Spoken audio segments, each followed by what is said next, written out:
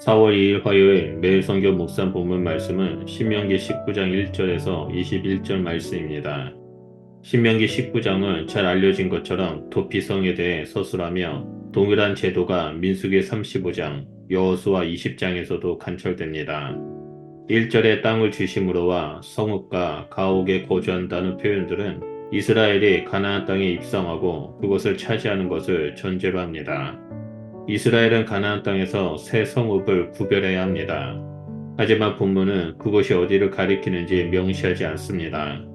우리는 여호수아 20장을 통해 요단 서편의 성읍, 즉 납달리의 산지 갈릴리 게데스와 에브라함의 산지 세겜과 유다 산지 기럇 아르바 곧 헤브론을 선택했음을 알 수 있습니다.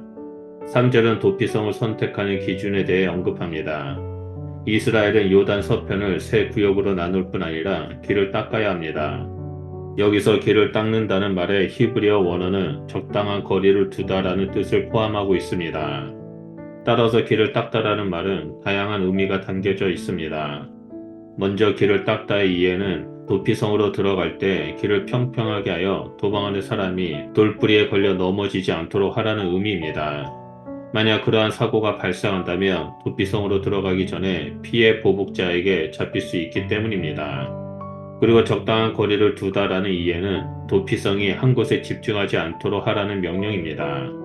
도피성이 집중하지 않고 분산되어 있어야 도망하는 자가 가까운 곳으로 도망칠 수 있기 때문입니다.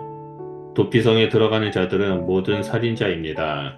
모든 살인자는 표현은 살해 의도성이 없었음을 가정하고 뒤이어 도피성의 재판을 받을 수 있음을 언급합니다.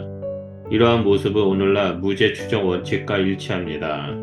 4절에서 5절은 도피성에서 지속적으로 거주할 수 있는 경우를 언급합니다. 이에 본문은 부지증해를 언급하며 살인의 의도성을 파악합니다. 부지증해 발생하는 살인은 일상에서 얼마든지 일어날 수 있었습니다.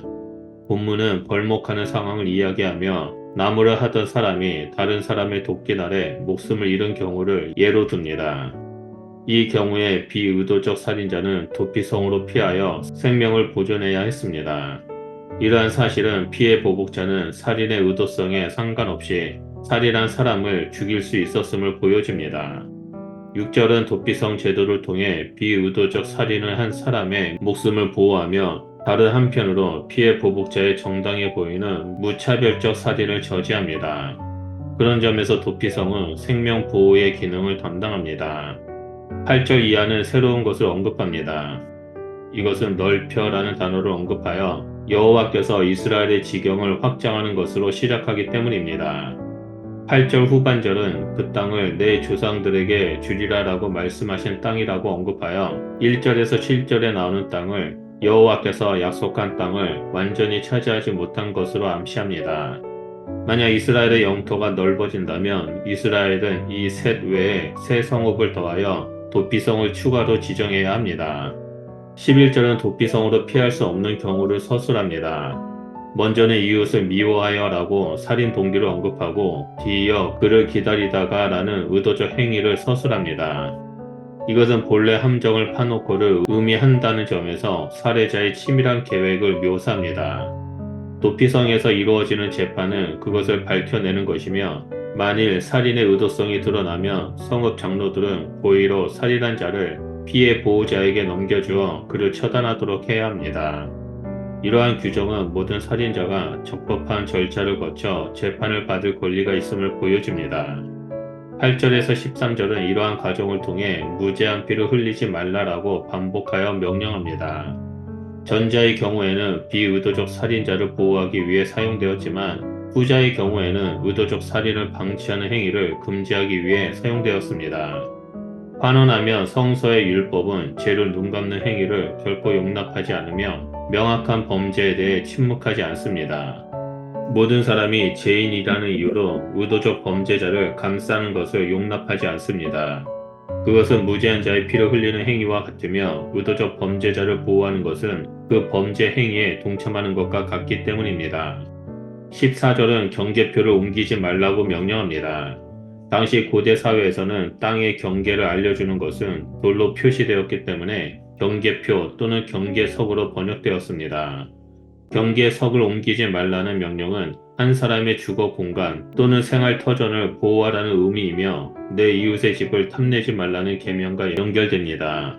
경계석을 지켜내지 못한 고아와 가부는 생계의 권리를 박탈당하는 것이기 때문입니다. 따라서 경계석 규정은 이웃과의 관계성에 대한 근본 정신을 담고 있습니다. 15절 이하는 재판 규정을 다루고 있습니다. 이 규정은 신명기 18장의 도피성 규정과 연결됩니다. 살인을 저지르고 도피성에 피한 자는 그곳에서 법적 판결을 받아야 했습니다. 살인을 범한 자의 행위에 의도성이 있었는지에 대한 판단은 생사 여탈권을 다루는 엄중한 문제였습니다. 따라서 증인의 한마디는 피고에게 심각한 결과를 초래할 수 있었습니다. 재판관은 한 사람의 증언으로만 사건을 판결해서는 안 되며 복수의 증언이 있어야 사건을 확정할 수 있었습니다. 이는 판결에 있어서 공정성을 확보하기 위함입니다. 본문은 더 나아가 위증하는 증인을 어떻게 처리해야 하는지 언급합니다. 재판장과 재판장 앞에 서라는 명령은 중앙 재판이 이루어지고 있음을 보여줍니다. 만약 그 위증이 드러나면 처벌해야 합니다. 만일 그렇게 처벌하지 않으면 다른 사람도 거짓 증언하기를 두려워하지 않을 것입니다. 거짓 증언한 자를 엄하게 처벌함으로써 이스라엘에서 그러한 악을 행하는 사람이 다시는 생기지 않을 것입니다. 오늘 본문 말씀에서 하나님께서는 사회 전반적인 상황 가운데 공의와 정의를 실현하는 것을 보여주고 있습니다. 오늘 이 말씀을 묵상하면서 우리는 이 땅에 하나님의 공의와 정의가 실현될 것을 기도하며 나아가는 자가 되어야 합니다. 우리가 그렇게 기도할 때 하나님께서는 이 땅 가운데 역사하실 거라고 믿습니다. 기도하겠습니다. 하나님 감사합니다. 말씀을 통해서 하나님의 공의와 정의가 실현되는 것이 얼마나 중요한지를 보게 해주셔서 감사드립니다. 우리가 세상과 타협하지 아니하고 하나님의 말씀대로 살아가며 하나님의 공의와 정의를 드러내는 자가 되겠습니다. 하나님 우리를 축복의 통로로 사용하여 주셔서 이 땅 가운데 오직 하나님의 진리만이 선포되어지고 많은 사람들이 그 진리를 보고 하나님의 공의와 정의로 다스리시는 하나님 나라에 나와 평강을 누리는 일들이 일어날 수 있도록 역사하여 주시옵소서. 우리는 중보기도 하며 주님과 함께 걸어가겠습니다. 우리를 통해 일하여 주시옵소서. 감사드리며 예수 그리스도의 이름으로 기도드립니다. 아멘.